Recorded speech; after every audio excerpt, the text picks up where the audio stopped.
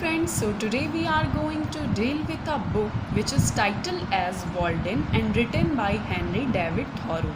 ये book publish हुआ 9 अगस्त 1854 को और इस बुक का दूसरा नाम लाइफ इन दी वुड्स भी है। इस बुक में हेनरी डेविड थॉरो अपने खुद के एक्सपीरियंस को अपने रीडर्स तक बतलाते हैं जब वो वॉल्डेन पॉन्ड के किनारे एक छोटे से लकड़ी का कैबिन बना के वहाँ रहते हैं और वहाँ पे वो 2 साल 2 महीने और 2 दिन के लिए रहते हैं, जो कि कॉनकॉर्ड मैसाचुसेट्स के किनारे स्थित हैं। इस पूरे बुक में टोटल 18 चैप्टर है जिसमें हेनरी डेविड थॉरो अपने एक्सपीरियंस को बतलाते हैं और इस बुक का पहला चैप्टर है इकोनॉमी, जो कि इस बुक का सबसे बड़ा और सबसे इम्पॉर्टेंट चैप्टर है। इस चैप्टर में जब लोगों ने पूछा हेनरी डेविड से कि आखिर उनका रीज़न क्या है उस छोटे से कैबिन में जाके रहने का, तो उन्होंने अपने रीडर्स को ये बतलाया है कि जो लोग हैं जो शहर में रह रहे हैं वो दुनिया के सारे भौतिक सुख संसाधनों को हासिल करने के लिए दौड़ रहे हैं। वो दुनिया से कंधे मिलाकर चलना चाहते हैं, जिसकी वजह से वो अपने प्रकृति के सुख को पीछे छोड़ते जा रहे हैं। और जो ज़िंदगी की सबसे मीठी 2 फल है, एक तो लीज़र और एक फ्रेंडशिप। तो लीज़र यानी कि अपने लिए समय निकालना, छुट्टियां निकालना, तो लोगों के लिए इस चीज़ का समय बिल्कुल ख़त्म होते जा रहा है, क्योंकि वो दिन भर इतने बिज़ी रहते हैं कि उनके पास समय ही नहीं है खुद की खुशी को ढूंढने का, और ना ही वो कोई भी फ्रेंडशिप निभा पा रहे क्योंकि उनके पास समय ही नहीं है। यहाँ पे वो लोगों को एक स्लेव्स की तरह, एक दास की तरह बतलाते हैं कि लोग किसी के अंडर 24 घंटे काम करते हैं, जिसमें उन्हें 5 मिनट भी नहीं मिलता ताकि वो बैठ के सोच सके कि आखिर उनकी ज़िंदगी की असल खुशी क्या है। वो अपने परिवार के बारे में सोच सके, अपने बच्चों के बारे में सोच सके। तो इस चैप्टर में हेनरी डेविड थॉरो ने स्लेवरी को अपोज किया है कि स्लेवरी जो है वो अच्छी चीज़ नहीं है, और उन्होंने सेल्फ इमेंसिपेशन को बढ़ावा दिया है। सेल्फ इमेंसिपेशन का मतलब होता है कि खुद को स्लेवरी से, दासपन से आज़ाद करना और खुद के लिए वक्त निकालना। तो वो कहते हैं कि लोग को एक स्लेव नहीं बनना चाहिए, बल्कि उन्हें खुद की खुशियों का रियलाइजेशन होना चाहिए, उन्हें अपने परिवार की खुशियों का रियलाइजेशन होना चाहिए, उनके पास कुछ समय होना चाहिए जो केवल उनके खुद के लिए हो। उन्होंने इस बात पर बहुत रिसर्च किया कि अरे एक आदमी को जीना है इस दुनिया में तो उसके लिए सबसे ज़्यादा ज़रूरी चीज़ें क्या है।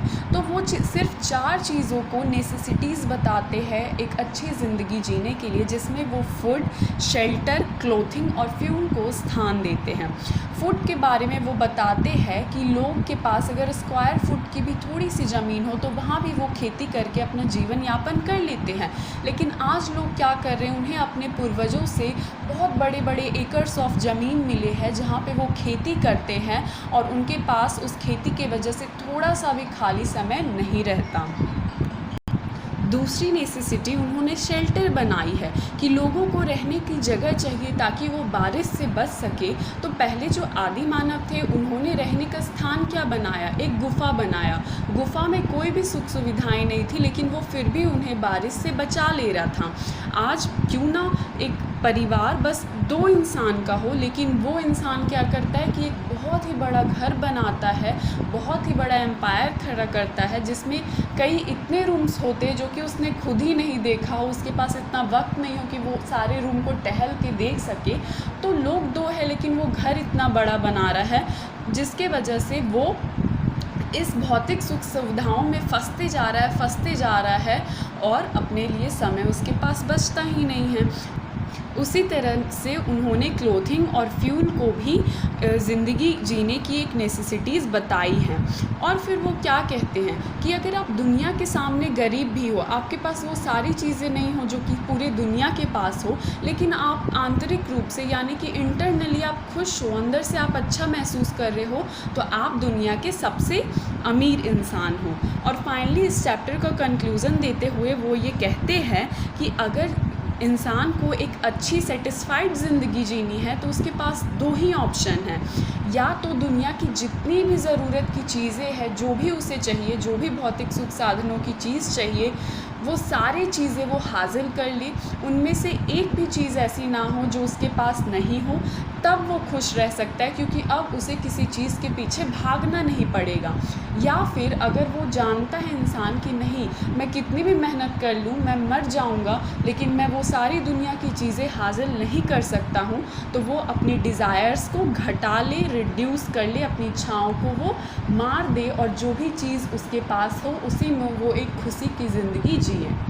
इस बुक का जो दूसरा चैप्टर है, उस चैप्टर का नाम है where I lived and what I lived for. इस चैप्टर में हेनरी डेविड थोरू ये बताते हैं कि एक आइडियल लाइफ, एक अच्छी ज़िंदगी जीने का क्या तरीका होना चाहिए। वो इसमें ये बताते हैं कि ज़िंदगी, एक लाइफ जितनी सिंपल हो, आप जितना ही उसको सिंपल रखोगे, उतना ही ज़्यादा वो आप अपनी ज़िंदगी को एंजॉय कर पाओगे। और आप जितना ज़्यादा उसे कॉम्प्लिकेटेड बनाओगे, दुनिया की सारी चीज़ हासिल करने में लग जाओगे, उतना ही आप डिप्रेशन की तरफ बढ़ोगे। वो जो थॉरो थे, वो वहाँ जाने के लिए वॉल्डेन पॉन्ड के किनारे वो जाते 4 जुलाई 1845 को। तब जब वो वहाँ पे अपना कैबिन बनाना शुरू करते, तो कैबिन कंप्लीट भी नहीं हुआ था, लेकिन वो कैबिन इतना था कि उन्हें वो बरसात से बचा सकता था।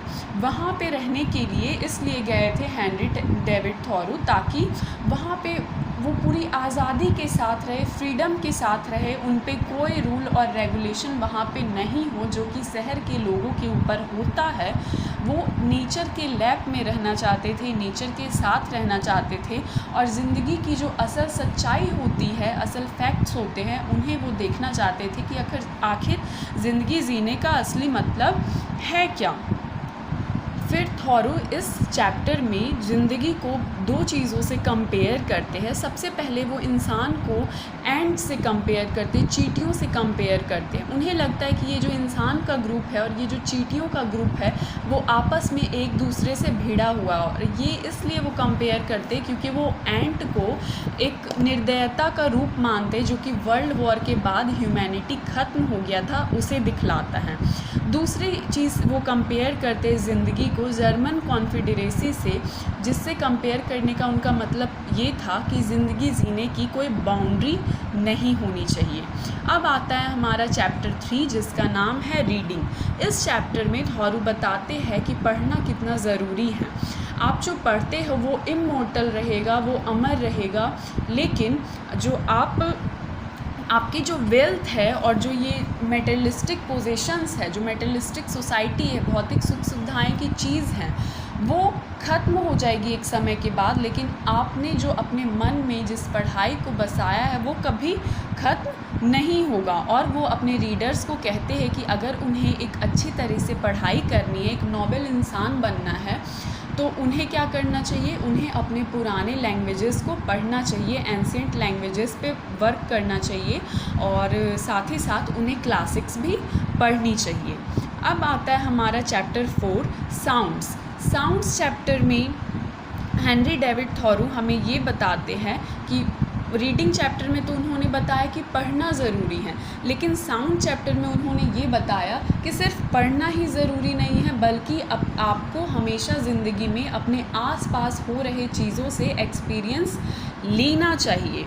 इसमें वो अलग अलग तरह के जो साउंड्स होते हैं उस पर वो रिसर्च करते, उसे वो सुनते हैं, और जिसमें वो हमें सबसे पहले बताते हैं कि वो गाय की आवाज़ सुनते, जो कि कुछ डिस्टेंस से साउंड कर रही थी, लोइंग की आवाज़ निकाल रही थी। और साथ ही साथ वो कुछ प्लांट्स पे रिसर्च करते हैं, जिसमें स्यूमेक प्लांट, जो कि एक रेड कलर का प्लांट होता है, रेड कलर्स के फ्लावर आते हैं, उस तरह के प्लांट होते हैं, और कुछ और प्लांट्स पे वो और उनकी आवाज़ों पे वो रिसर्च करते हैं। फिर वो संडे को बज रहने वाली, जो संडे को चर्च में घंटियाँ बजती है, उसे भी वो सुनते हैं, वो भी उन्हें बहुत अच्छा लगता है। और साथ ही साथ वो रात के समय में उल्लू की चीखने की आवाज़ें भी सुनते हैं। अब हमारा आता है चैप्टर 5, जिसका नाम है सॉलिट्यूड का मतलब ही होता है एकांत, लेकिन थॉरो ने इसमें ये बताया कि सॉलिट्यूड का मतलब ये नहीं है कि आप जाओ और ख़ुद को आइसोलेट कर लो, किसी एक कमरे में खुद को बंद कर लो और आपको लगे कि आप एक सॉलिट्यूड लाइफ जी रहे, एक एकांत जीवन जी रहे हैं और साथ ही साथ आप अपने आप को पहचान रहे हैं।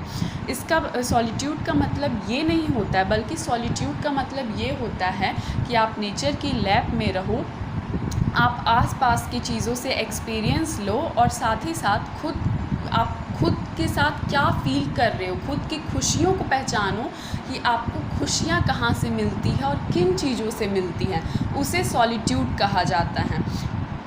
अब सॉलिट्यूड चैप्टर को वो कंक्लूड करते हुए हेनरी डेविड थॉरो ये भी बताते हैं कि एक इंसान तब अकेला नहीं होता जब वो कहीं अकेला बैठा होता है। एक इंसान तब भी अकेला हो सकता है जब वो एक भीड़ में हो, उसके आसपास बहुत लोग हो, लेकिन फिर भी उसे कोई समझने वाला नहीं हो, वो किसी के साथ कुछ शेयर नहीं कर पा रहा हो, कुछ बोल नहीं पा रहा हो, तब भी वो इंसान उतना ही अकेला होता है। सो सॉलिट्यूड का मतलब है खुद को पहचानना, अपने इंटरनल खुशी को पहचानना। अब नेक्स्ट जो चैप्टर है वो है विजिटर्स। विजिटर्स चैप्टर में थॉरो ये बताते हैं कि उनका छोटा सा कैबिन है, वहाँ पे 3 चेयर्स उन्होंने रखा है, बहुत सारे लोग वहाँ पे हमेशा विज़िट करते रहते हैं।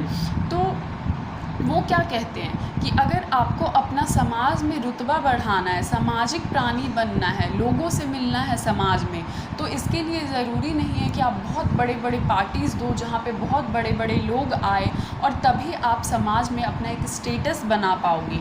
अगर आपसे कोई जुड़ना चाहता है, आपसे सच में कोई फ्रेंडशिप करता है, प्यार करता है, तो वो अगर आपके पास कुछ भी नहीं होगा फिर भी वो आपसे जुड़ेगा, आपके नेचर को देख के, आपकी सच्चाई को देख के। तो कोई ज़रूरत नहीं है कोई बड़ी पार्टी देने का, आपके पास सारी चीज़ें होने का, ताकि आप किसी से फ्रेंडशिप कर सको। जब वो विज़िटर्स चैप्टर को बतलाते हैं तो वो बतलाते हैं कि वहाँ पे उन्हें बहुत लोगों ने विज़िट किया, लेकिन उन्हें सबसे ज़्यादा पसंद आता है एक वुड चॉपर। वुड चॉपर एक विज़िटर होता है जो उन्हें बहुत पसंद आता है। वो उन्हें इसलिए पसंद आता है क्योंकि हेनरी डेविड थॉरो कहीं ना कहीं उस वुड चॉपर में खुद को देख पा रहे थे कि वो मेरे जैसा ही है। और वो जो वुड चॉपर था वो एक अच्छा लाइफ जीता था, सिंपल लाइफ जीता था, और जब वो दोपहर में खाना खाता था तो कुछ बर्ड्स, स्पैरोज़ उसके कंधे पे आके बैठ जाते थे। लेकिन फिर भी हेनरी डेविड थॉरो को लगता है कि वो इंसान उनके इतना इंटेलेक्चुअल नहीं है, क्योंकि वो अपने साथ एक कैलेंडर रखता था और अर्थमेटिक की बुक रखता था, यानी कि कैलेंडर उन्हें बहुत ओल्ड फैशन लगता था। तो इसलिए उन्हें लगता है कि शायद ये आदमी उतना इंटेलेक्चुअल नहीं है, फिर भी वो उन्हें बेस्ट विज़िटर लगा। फिर उन्हें एक रन अवे स्लिप्स उन्हें एक अच्छा विज़िटर लगा जिसकी हेनरी डेविड थॉरो ने हेल्प की थी। रन अवे स्लेव्स का मतलब होता है ऐसे स्लेव्स जो स्लेवरी के वक्त थी खुद को वहाँ से आज़ाद कर ले, वो भाग जाए, तो उन्हें हम लोग रन अवे स्लेव्स कहते हैं। अब सिर्फ वहाँ पे अच्छे विज़िटर्स नहीं आए, वहाँ पे कुछ ऐसे विज़िटर्स भी आए वाल्डन पॉन्ड के पास जिन्होंने उन्हें बहुत एनॉय किया। तो जिसमें वो बताते हैं मैन ऑफ बिज़नेस, यानी कि कुछ बिज़नेस पर्पस के आदमी, बिज़नेस माइंडेड आदमी उन्हें बिल्कुल पसंद नहीं आए। कुछ नोज़ी हाउसवाइफ्स उन्हें नहीं पसंद आई। नोज़ी हाउसवाइफ्स का मतलब होता है ऐसी औरतें जो कि दूसरे के ज़िंदगी के बारे में जानने में ज़्यादा दिलचस्पी रखें, वैसी औरतें उन्हें नहीं पसंद आई। और कुछ ऐसे विज़िटर्स भी आए जो कि बहुत ही ज़्यादा ओल्ड, कमज़ोर फील कर रहे थे, जितनी कि उनकी एज थी, एज से ज़्यादा वो बहुत ज़्यादा बूढ़े खुद को बतला रहे थे। और साथ ही साथ उन्हें कुछ रिफॉर्मर्स नहीं पसंद आए। रिफॉर्मर्स कौन होते हैं? जो समाज में बदलाव लाए। तो कुछ रिफॉर्मर्स उनके पास ऐसे आए जिन्होंने अपने मन की ज्ञान हेनरी डेविड थॉरो को देने की कोशिश की, जो कि उन्हें बिल्कुल नहीं पसंद आया, क्योंकि हेनरी डेविड थॉरो का कहना था कि वो आपका ज्ञान है तो आप अपने पास रखो, मुझे उसकी ज़रूरत नहीं है। इस वीडियो में हम लोग चैप्टर 6 विजिटर्स तक देखे हैं और आगे आने वाले वीडियो में हम आगे की चैप्टर्स को देखेंगे। So please share my video and subscribe to my channel, ताकि आपको ऐसे ही वैल्यूएबल वीडियोस मिलते रहें। Thank you friends for watching my video and listening it.